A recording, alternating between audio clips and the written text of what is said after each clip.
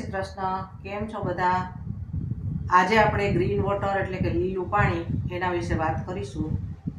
આ એક એવો સિદ્ધ થયેલો પ્રયોગ છે કે જેનાથી શરીરની અનેક સમસ્યાઓમાં આપણને રાહત મળે છે.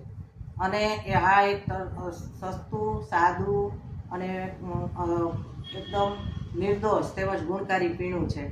હવે આ પીણું બનાવવાની રીત, તો એના માટે આપણે આટલી વસ્તુઓ જોશે: પુદીનો, દૂધી, આદુ, કારેલા, કાકડી અને કોથમીર અને આમળા.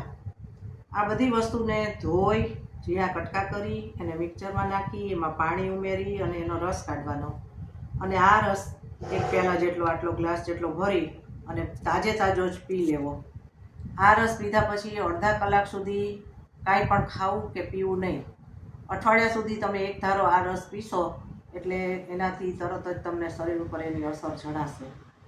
આ પાણી પીવાથી અનેક ફાયદાઓ થાય છે. ખોરાકનું યોગ્ય પાચન થાય છે. કારેલા હોય તો એ કારેલાનો રસ છે તો એ ડાયાબિટીસવાળા માટે ખૂબ ઉપયોગી છે, બ્લડ શુગર ઘટાડે છે. દૂધી એ શરીરનું લોહીની અંદરનું રહેલું કોલેસ્ટ્રોલ ઘટાડે અને લોહીને વહેતું કરે. કાકડી, એના લીધે ચામડીના દર્દો અને એલર્જીમાં રાહત થાય અને ચામડીનું તેજ વધારે.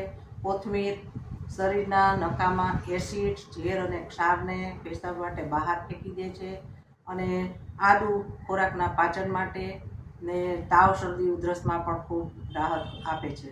ને આમળા એ શિયાળામાં ભરપૂર પ્રમાણમાં મળે છે. એમાં ખૂબ પ્રમાણમાં ફાઈબર રહેલું હોય છે અને વિટામિન સી એ સીધું એનો રસ કાઢીને પીવાથી લોહીમાં ભળી જાય છે અને શરીરની રોગ પ્રતિકાર શક્તિને વધારે છે. આમ આ પાણી પીવાથી શરીરને અનેક ફાયદાઓ થાય છે. એનાથી શરીર સ્ફૂર્તિલું રહે છે અને આખો દિવસ આનંદમાં જાય છે. તો આશા છે કે તમે પણ બધા આ પાણીનો ઉપયોગ કરશો અને શરીરની તંદુરસ્તી મેળવશો. શિયાળામાં આ બધી વસ્તુ ખૂબ પ્રમાણમાં મળે છે, તો અત્યારે આપણે આ પ્રયોગ કરવો એ ખૂબ જ ફાયદાકારક છે. તો મારો વિડીયો જો ગમ્યો હોય તો લાઈક, શેર અને સબસ્ક્રાઈબ કરજો.